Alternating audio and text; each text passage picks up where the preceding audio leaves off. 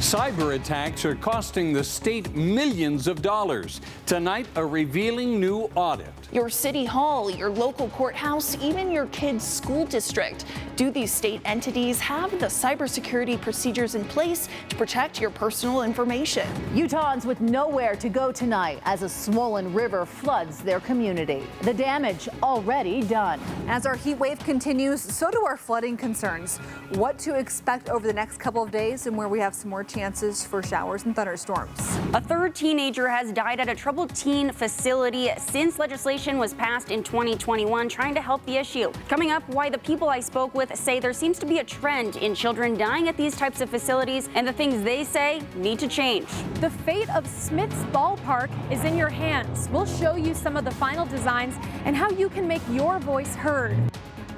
Live from Utah's news leader, Fox 13 News at 9 starts right now. Good evening, everyone. I'm Kelly Chapman. And I'm Bob Evans. Cyber attacks have cost the state of Utah millions of dollars, and auditors fear it will continue unless the state implements stricter security. Fox 13 News reporter Emily Tenser is on Utah's Capitol Hill with findings released today that may impact the information you share online.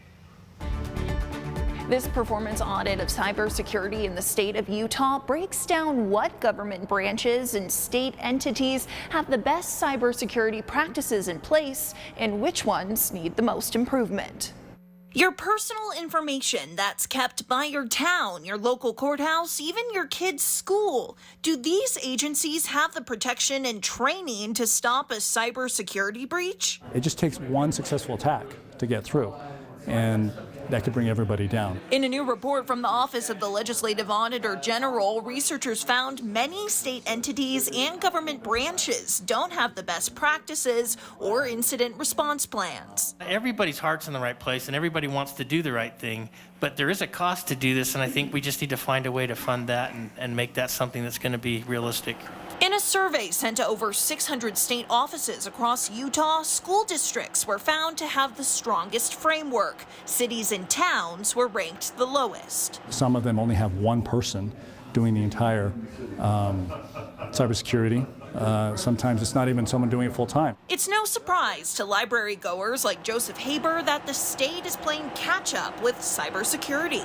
If I'm in a public place like this library, I always use a VPN on both my phone and my computer just to make sure that no one else has access to that. But employees promise Utah is already making moves. The legislature created a cybersecurity commission in 2022, and this last session passed a new bill that requires entities to report when they have a cyber attack. It's such a fast-moving thing that, yes, it is always going to be a need of improvement.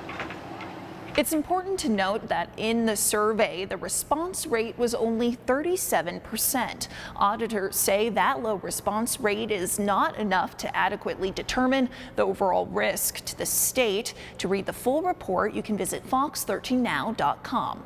Reporting in the state capitol building, Emily Tenser, Fox 13 News, Utah. The city of Holiday has declared an emergency because of ongoing flooding. The city says it's due to risks caused by the rapid snowmelt into Big Cottonwood Creek. Roughly 4 miles of the creek runs through Holiday, with portions of public and private lands falling into the flood hazard area.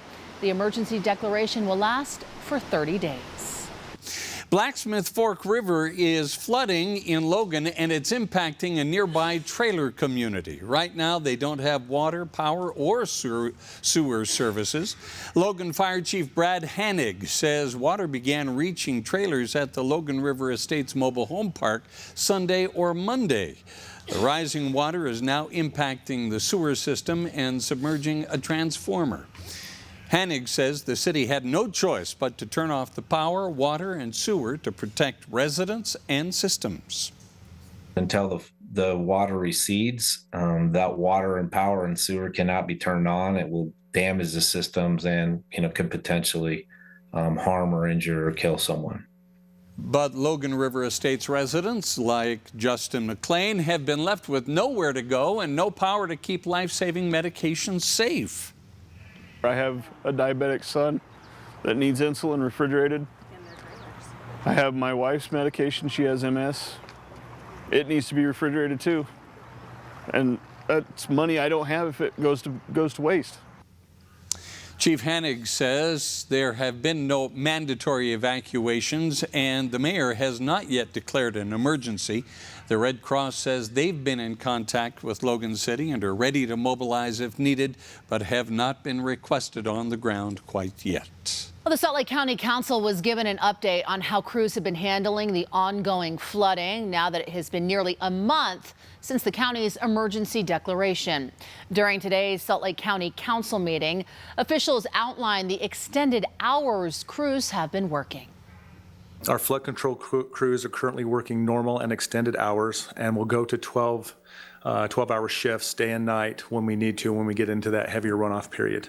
Moncure there also reports the runoff from Emigration Creek is starting to wind down. And we're going to be reporting on this for quite some time because it's warming up and there's plenty of snow to come down. Allison? That's right. Temperatures close to 80 to 85 for the next week. A beautiful sunset tonight, 76 here in Salt Lake. 70 for Ogden right now, 65 degrees currently in Utah County. We also had a few showers and thunderstorms, primarily isolated. I'm sure many of you didn't see any impacts, but still a few showers going out in the West Desert right now. We've got temperatures here along the Wasatch Front in the 60s through your overnight hours. And when you wake up tomorrow morning, close to 50 to 60 here across the state. We head into tonight, mostly dry here across the state. We wake up tomorrow morning, most of the clouds into central and southern Utah. Still a few showers going across far southern Utah into northern Arizona, but more chances for thunderstorms, especially into tomorrow afternoon, again across the state. Isolated in nature, just like today. Many of you won't see any impacts, but for those of you who do, the storms have the potential to bring some brief gusty conditions, some lightning, and some moments of heavy precipitation. So temperatures tomorrow making it into the 80s. Beautiful view right now, though, from the Natural History Museum. More on our flooding concerns as we head into the next couple of days. We'll break down the latest flooding information for you in just a few minutes. All right, see you then, Allison. Thanks. You may remember at the beginning of the year, the Salt Lake Bees announced they would be making a new hive in Daybreak, leaving the ballpark neighborhood of Salt Lake City, wondering now about the future of that stadium.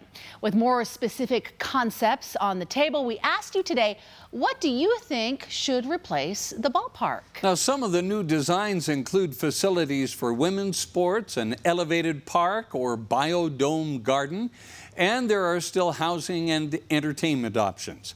With thousands of dollars on the line in the contest to pick the best design, Fox 13 News reporter Jenna Bree has some details of the designs. Months after the Bees announced they would be leaving, ballpark neighbors are still in shock. I had been to the opening game at that stadium when it opened with the buzz. And, I was just kind of like, man, this sucks. Work on the library. A resident of the area for 5 years, Damon Talbot decided to throw his hat in the ring for Salt Lake City's Ballpark Next design competition. I think it's just such a rare opportunity for a city to literally go out to its community and its stakeholders and say, hey, what should we do? Dirks Park would be kind of on this side. He says his Ballpark Commons plan made it to the finals because it lays out what the community needs. So it really activates the space day and night, from whether it's the library and park during the day for kids and families, up to nightlife and entertainment venues for adults that might want to go do axe throwing or arcade bars, things like that in the evening, and restaurants and concert venues for all ages on weekends and holidays and bigger events. All the final designs fall under 3 different categories: professional, resident, and student applications.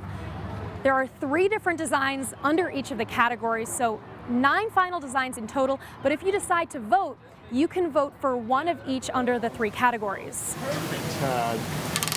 We went out and canvassed a bunch of people within the community, kind of wanting to find out what they wanted within this area. I mean, the ballpark's leaving, it's a historic spot, and so we wanted to make sure that everybody was involved in the decisions going into the design. Utah State University student Nicholas Tate Barney says his design pulls inspiration from Seattle's Pike Place Market. One thing that we really wanted to focus on was bringing those cultures together. The Pride Center is right next to the ballpark. Urban Indian Center is just down the street. It's a really ethnically diverse area within just walking distance of the site. From shopping malls to concert venues and food halls, all the designs are focused on making ballpark the place to be. It might not be quite as big of a draw as Temple Square or Golden Spike or some of those things, but it can also be one of those locations here in Salt Lake City that when you are here, you have to go to the ballpark. In Salt Lake City, Jenna Bree, Fox 13 News, Utah. Voting ends a week from Thursday. You can find a link to all 9 of the final designs and cast your vote on our website, fox13now.com. A 17-year-old girl died of sepsis at Diamond Ranch Academy in Hurricane, Utah. Coming up, why her dad claims it was a case of medical neglect. Plus, after a major trip to learn about water conservation from Israel, Utah lawmakers are taking steps on Capitol Hill. We'll explain how. But first, how do first responders here at home prepare for worst-case scenarios like environmental disasters? All right, so it looks like we're having an issue on the vapor line here. I get a first-hand look at the intense training conducted by Union Pacific, only on Fox 13 News at 9. Well, the Jazz did not win the NBA draft lottery, so what's next for this team? We'll hear from the general manager after tonight's results.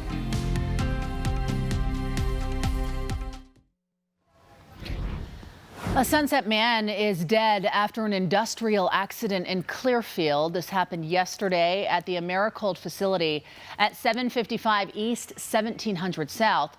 Crews say a 38-year-old worker was pinned between a forklift and some freezer shelves. First responders freed him. They took him to a local hospital where he later died. Police have not released his name. An investigation is now underway. A Utah man has been arrested on felony charges for his actions during the breach of the U.S. Capitol on January 6, 2021. Odin Meacham of Mighton is charged with assaulting, resisting, or impeding officers, civil disorder, entering and remaining in a restricted building with a dangerous weapon, and more. Meacham was arrested yesterday and made his initial court appearance today. In the 28 months since the January 6th riot, more than 1,000 individuals have been arrested in nearly all 50 states. You may remember in February, a Norfolk Southern Railroad train derailed in East Palestine, Ohio. 11 of the 38 derailed cars spilled hazardous chemicals onto the ground and into nearby waterways. The fire from the wreck burned for weeks. Now, Norfolk Southern has recommitted to creating a fund for residents near the crash site that would cover any decline in home values since the derailment. So what if an incident like that happened in the Salt Lake Valley or anywhere in Utah? Are first responders ready? Last week, Union Pacific Railroad conducted intense training for first responders who might be facing a major rail incident. And I got to tag along.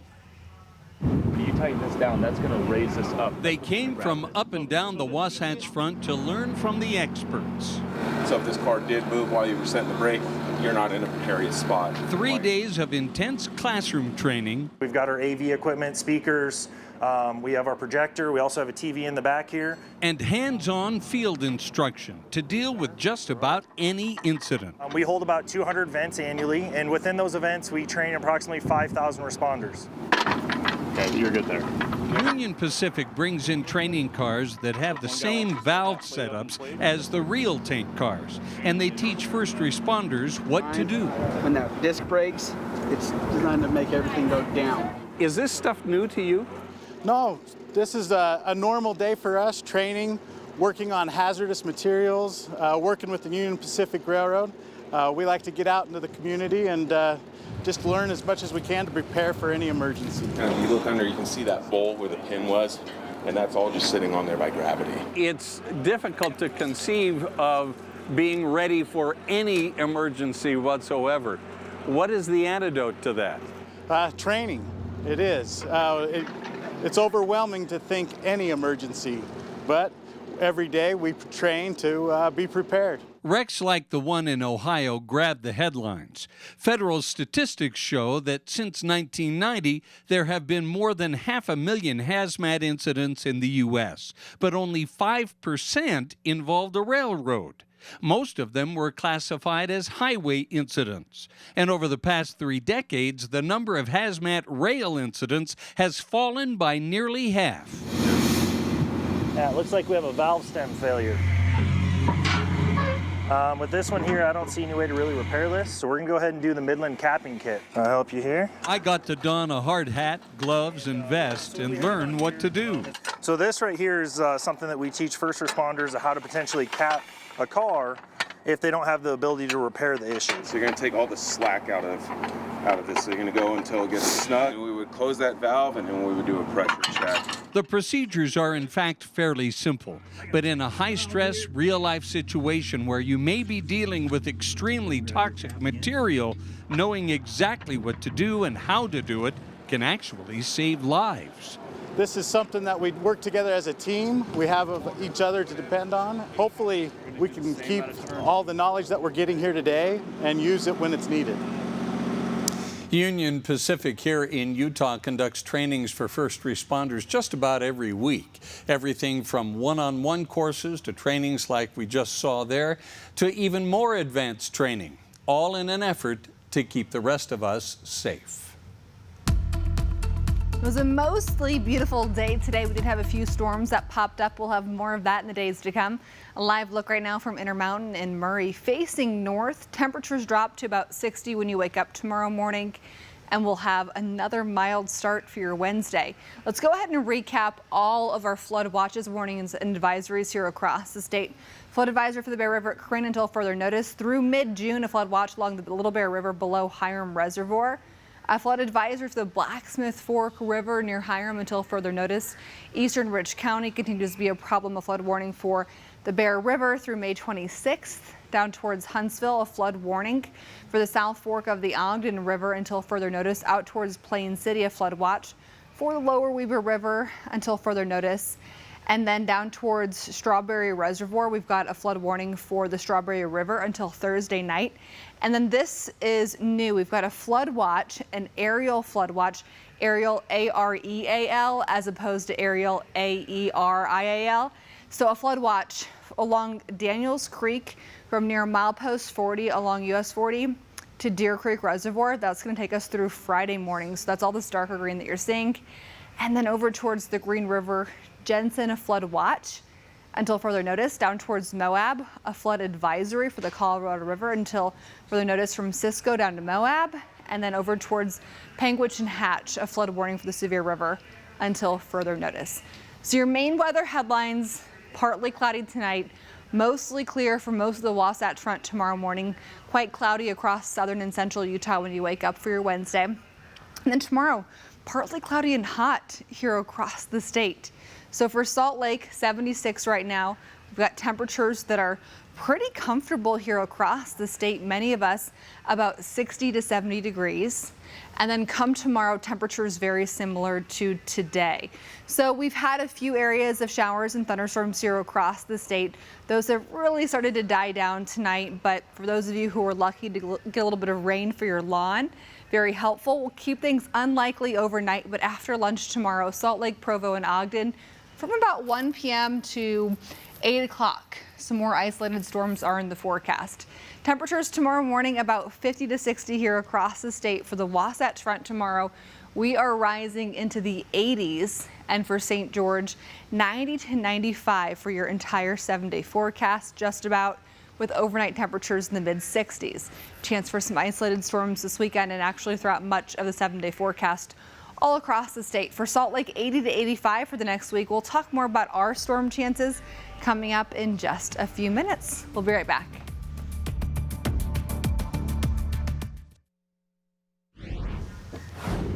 After a year of working with residents, Salt Lake City now showcasing 21st South's new look. Everyone was invited to an open house to take a look. The project is set to replace the aging pavement with a new design starting in 2024.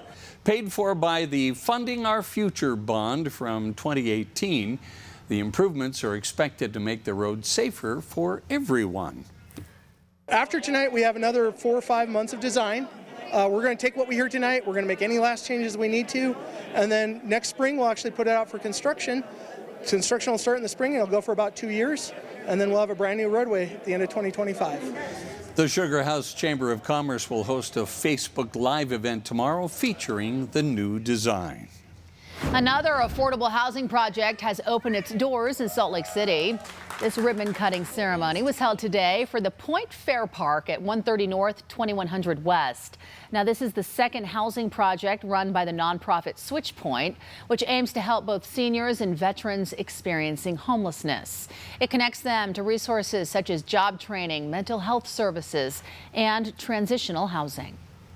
We could do another 1,000 units if we had the capital to do so, but there's that many seniors and veterans on the street right here in Salt Lake County. It's unbelievable, you know, to have a place of your own, that you can call home and somewhere to go at night and sleep. SwitchPoint says once the apartments are completely finished, they expect to house 110 people, with 20 residents already moved in.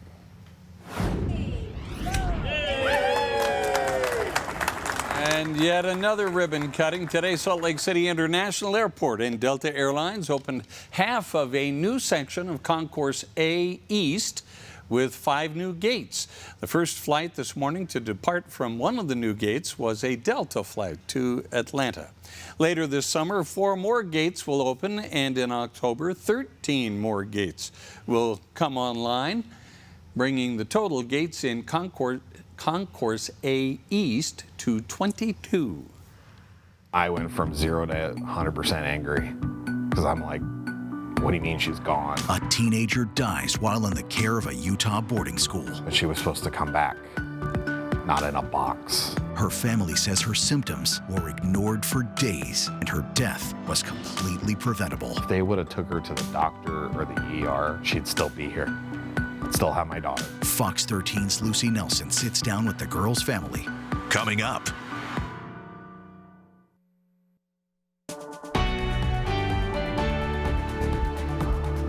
"17-year-old Taylor Goodridge died of a treatable condition this past December at a boarding school for troubled teens called Diamond Ranch Academy in Hurricane.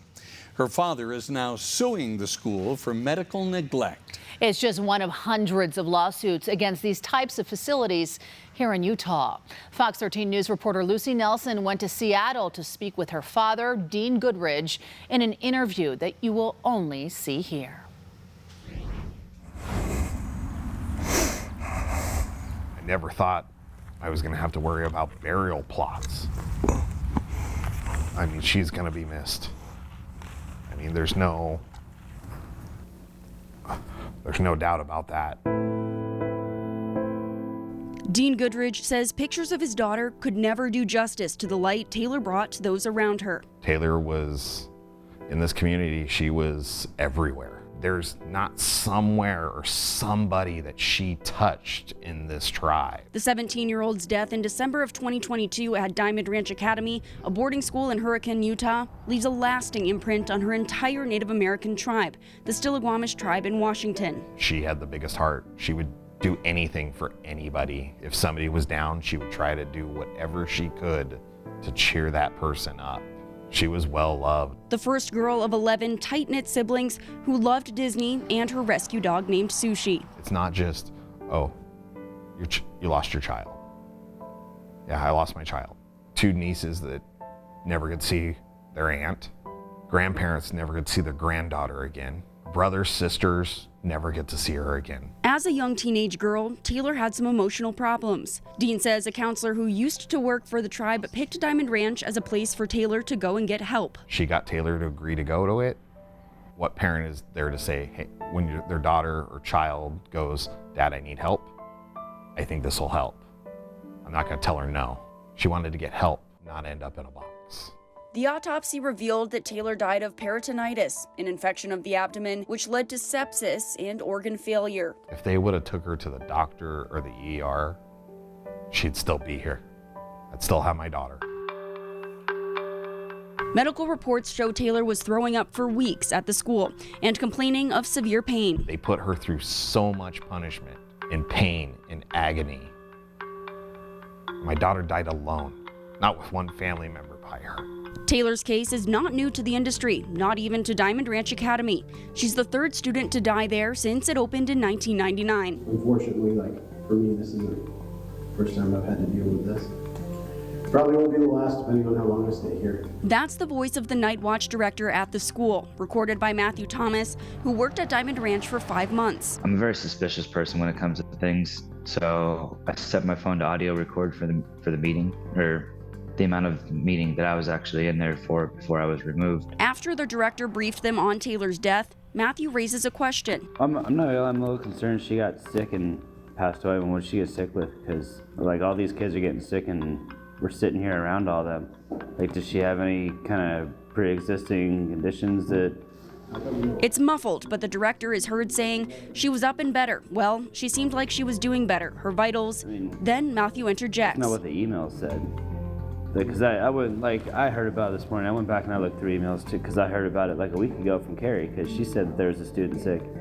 And I feel like there's a lot more neglect at play than is what's being led to believe. That day, December 21st, one day after Taylor's death, was Matthew's last day at Diamond Ranch Academy. After the meeting, I quickly downloaded as much stuff as I could off my email, because I was actually blocked from my email the next day.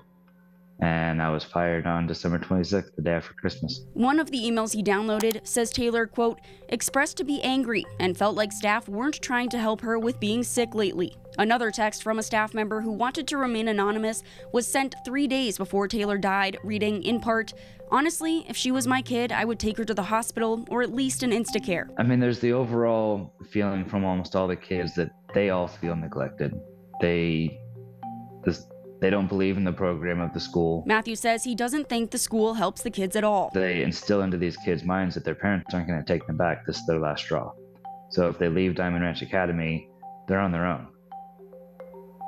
And so it scares them into submission. Anytime anyone gets sick or has an injury requiring individualized care, they often will label them as dramatic, manipulative, liars, or lazy, and it gives them excuses to ignore their needs. Meg Applegate knows what it's like living on the inside of these facilities. I first entered this industry when I was 15 years old, when I was kidnapped from my bed in the middle of the night. I was then forced to travel to a lockdown facility in Boise, where I spent the next 6 months. After she was transferred to a therapeutic boarding school in Montana, she experienced a group therapy tactic called the Circle, where other kids were forced to scream at a single student in the hot seat. We would hear every personal fear, everything that you're self-conscious about, the kind of learned helplessness that sprouts from that is so damaging. For Meg, Taylor's case hits close to home. It hit a lot of survivors because anyone could have been Taylor. Any one of us could have been her, because we were really forced to stay silent about anything that we were going through. She's using her voice now as an advocate for survivors through a grassroots organization called Unsilenced. Another way we really try to impact change is heavily focusing on forcing transparency into the troubled teen industry.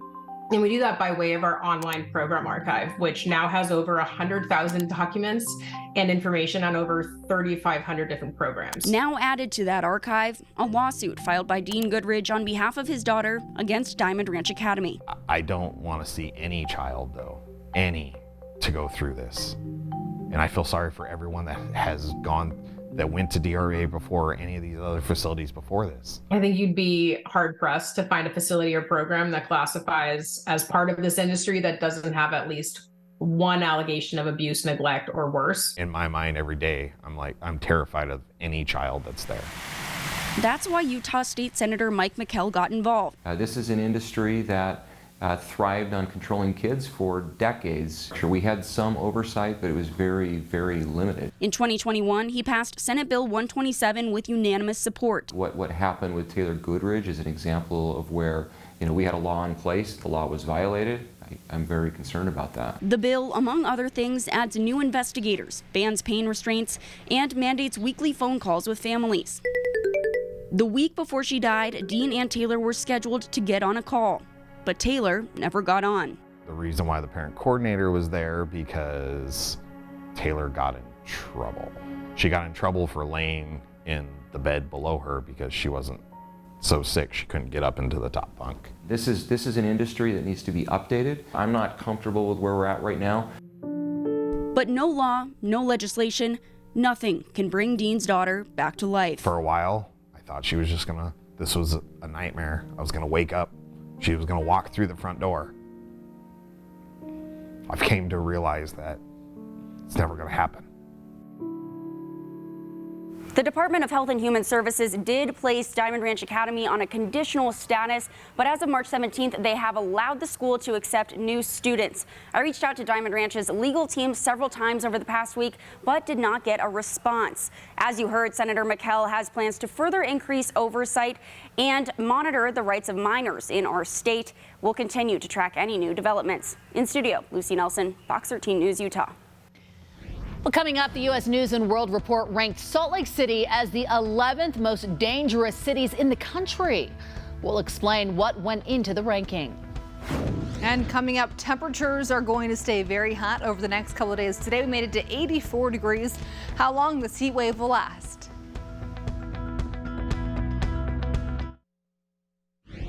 Russell M. Nelson, president of the Church of Jesus Christ of Latter-day Saints, revealed on social media today that he is having what he calls a small challenge with his balance.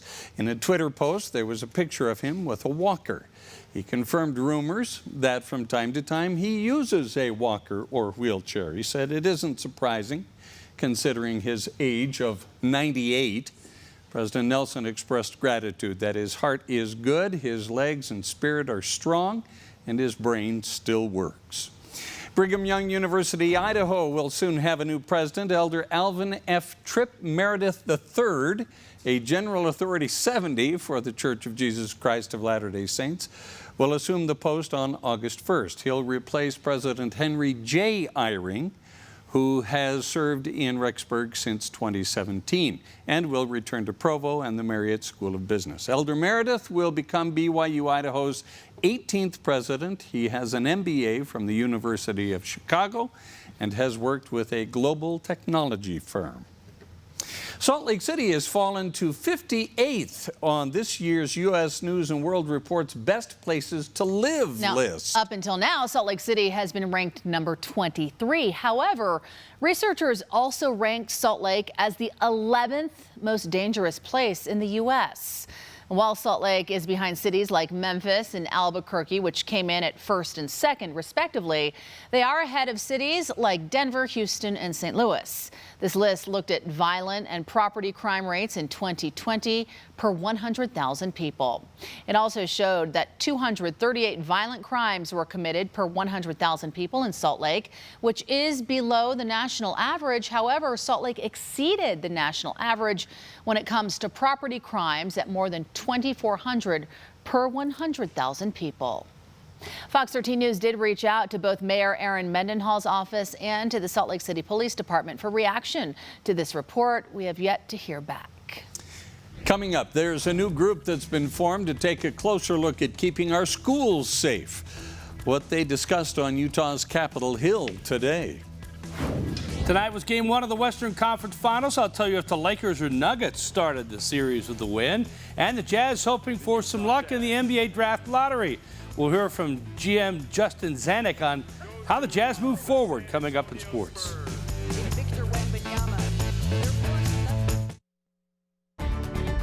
Welcome back, everyone. A newly created school safety task force met for the first time on Utah's Capitol Hill today. The task force is made up of police, policymakers, and school district leaders. Now, the point of this task force is to enhance school safety all across Utah. But we learned today there are many schools that still do not have basic security measures.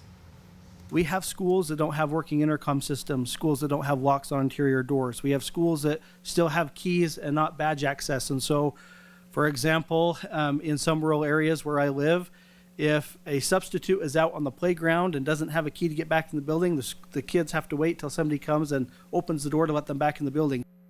The task force hopes to tackle many other items in the coming months, including hiring a statewide safety officer and pushing police to train for faster response times. We have an update to a series of stories Fox 13 News broadcast earlier this month on Israel and how it handles water compared to Utah. As you learned, Israel has gone from water scarcity to a surplus.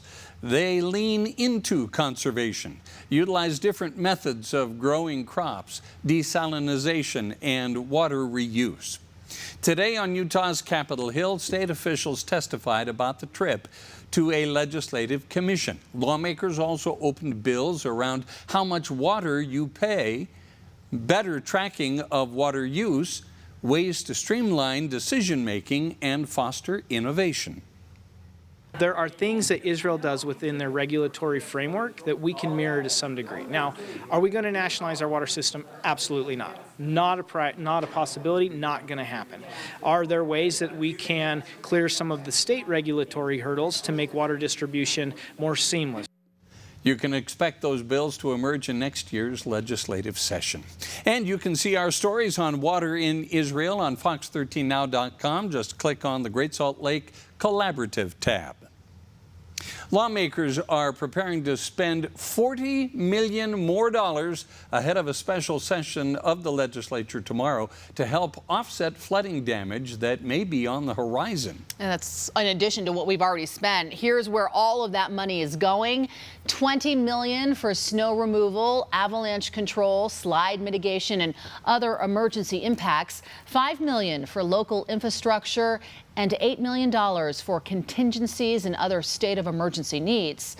As I mentioned, that's in addition to $7 million Utah's Department of Public Safety is using from its disaster funds. At a briefing for legislative leaders today, a hydrologist warned there is still a lot of snowpack in the mountains, and temperatures will be above normal in the next 2 weeks, which does increase the risk of flooding. All right, a few months ago, I used the term virga on air, and I had a neighbor that said, "What was that term and what exactly did you mean by it?" This is a perfect picture describing virga. So virga is basically precipitation that is falling from the sky, goes through a layer of drier air, and it evaporates and doesn't make it to the ground. But it just looks like paintbrushes. Looks like you took a little bit of a paintbrush and you kind of went right from the cloud to the ground. And we have, looks like maybe a little bit of the rain was reaching the ground. This is at Utah Lake. AJ, thank you so much for capturing this, but you can certainly see some of that virga coming off. When it's right at sunset, you can see it really well and it's colorful. And if you guys ever have any cool pictures like that, we would love to see those in our Facebook group, Utah's Weather Authority. 76 here in Salt Lake right now, 70 for Ogden, 65 degrees in Provo. Across the state, we did have a few showers earlier this evening across northern Utah. Still a little bit of rain going between Richfield and Ely and down towards Lake Powell, but we're going to still see more chances for isolated storms heading into tomorrow and, in fact, throughout much of the 7-day forecast. Temperatures 7 a.m. tomorrow about 50 to 60 here across the state. We'll see partly cloudy to mostly clear sky tomorrow morning across northern Utah with more isolated storms across the state again tomorrow. Tomorrow temperatures Salt Lake 83, Park City close to 70, Moab 85, St. George 92.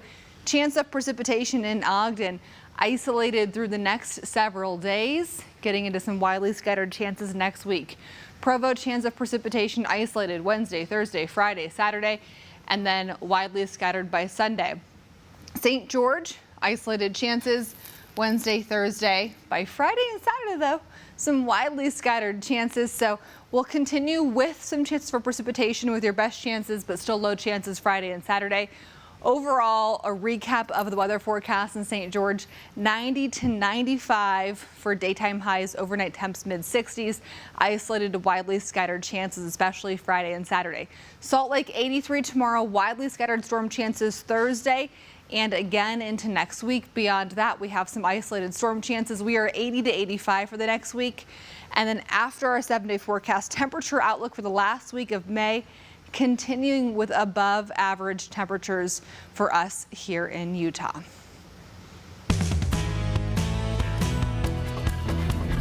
The 9th pick goes to the Utah Jazz. Yeah, Colin Sexton's $2 bills did not bring the Jazz luck in the NBA draft lottery. They stay at number 9. The San Antonio Spurs won the lottery and the Victor Wembanyama sweepstakes. It's not the result the Jazz wanted, but they still have 3 first-round picks at 9, 16, and 28 in a deep draft. This is the outcome the Jazz expected, so now they have to find the right players to pick in the draft and the right moves to make in the offseason. All of our draft prep and laying out what the next month and a half is going to look like has all been kind of predicated on these are where our picks were. We would have adjusted accordingly if we'd move up or down, but it's good to have certainty and know where we are, and so we've got a big month coming ahead. We're excited about it. The draft is connected to free agency and trades and the entire summer in one, and I look at it as all in like one big piece. So this is just the beginning of it, and I'm sure we're going to have a lot of interesting conversations here over the next few weeks as we get our own internal work done, and then really start engaging with teams as they get to build their boards and know a little bit more as well. Game 1 of the Western Conference Finals between the Lakers and Nuggets. Nikola Jokic beat the third quarter with this buzzer beater. Deep three, he had a triple-double, 34 points, 21 rebounds, and 14 assists. The Lakers cut a 21-point deficit to 3 in the fourth quarter, but the Nuggets stayed on top. Aaron Gordon with the throwdown. The Nuggets won it 132-126. The UFC announced that it's returning to Salt Lake City this summer with another big event at the Delta Center. UFC President Dana White tells us about UFC 291. We're going back to Salt Lake City, Utah, and I want to thank our partners at the Utah Jazz and Smith Entertainment Group for hosting UFC 291 on Saturday, July 29th from the Delta Center. The main event will be 5 rounds between the number 2 and number 3 lightweights in the world. Former champion Dustin Poirier takes on another former champion, Justin Gaethje, for the vacant BMF title between 2 of the baddest dudes in the game. That's it for sports. We'll be right back.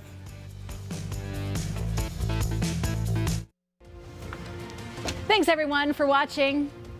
QuickCast is next.